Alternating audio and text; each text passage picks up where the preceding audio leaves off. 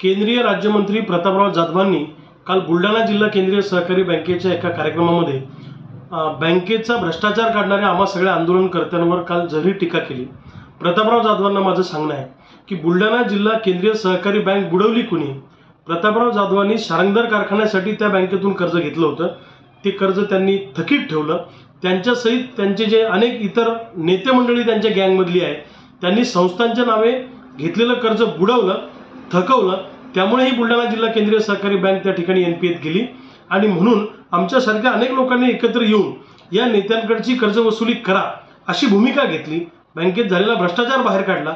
त्यामुळे यांच्या पायाखालची वाळू सरकली आणि जी बँक बुडवायला प्रतापराव जाधव आणि त्यांची सगळी नेत्यांची गँग कारणीभूत आहे, त्याच प्रतापराव जाधवांचा त्याच बँकेत काल नागरी सत्कार झाला। ही दुर्दैवाची गोष्ट आहे। म्हणजे सौ चूहे खाके बिल्ली चले हज को अशा पद्धतीने प्रतापरावांची भूमिका आहे।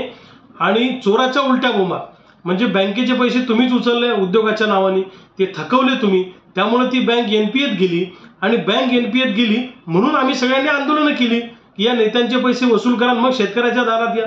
बँक बुडवायला तुम्हीच कारणीभूत आणि वरतून आंदोलनकर्त्यांवर टीका करायलाही तुम्हीच कारणीभूत। म्हणजे सहकारी बँक बुडवायची, पैसे त्याचे बुडवायचे आणि स्वतःच्या पतसंस्था आणि इतर संस्था मात्र त्यांच्या कशा फायद्यात राहतात। मग ही जिल्हा सहकारी बँक ही फायद्यात का ठेवू शकले नाही हे लोक? प्रतापराव जाधव तिथे उपाध्यक्ष होते। ओएसिस फर्टिलिटीच्या तज्ञांनी आयव्हीएफ उपचार पद्धतीद्वारे 1 लाखांहून अधिक जोडप्यांना मातृत्व प्राप्तीचा आनंद दिला आहे। मोफत अपॉइंटमेंट बुक करण्यासाठी आजच संपर्क साधा।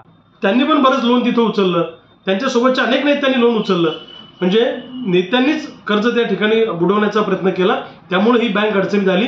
आमच्यासारख्या आंदोलनकर्त्यांवर टीका करण्याचा नैतिक अधिकार प्रतापराव जाधवांना पोहोचत नाही।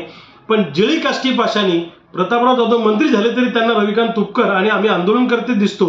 मी प्रतापराव जाधवांना सांगतो की तुम्ही अशा पद्धतीने टीका करून रविकांत तुपकर थांबणार नाही, चळवळी थांबणार नाही, आंदोलन थांबणार नाही। आम्ही रस्त्यावर उतरणार, आम्ही आंदोलन करत राहणार। तुमच्या या टीकेला आम्ही भीक घालत नाही।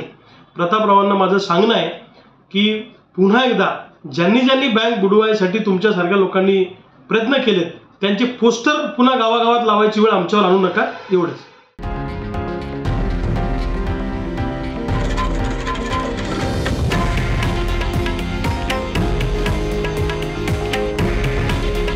हे आहे देशातील नंबर 1 न्यूज नेटवर्क आणि आपण पाहत आहात TV9 मराठी।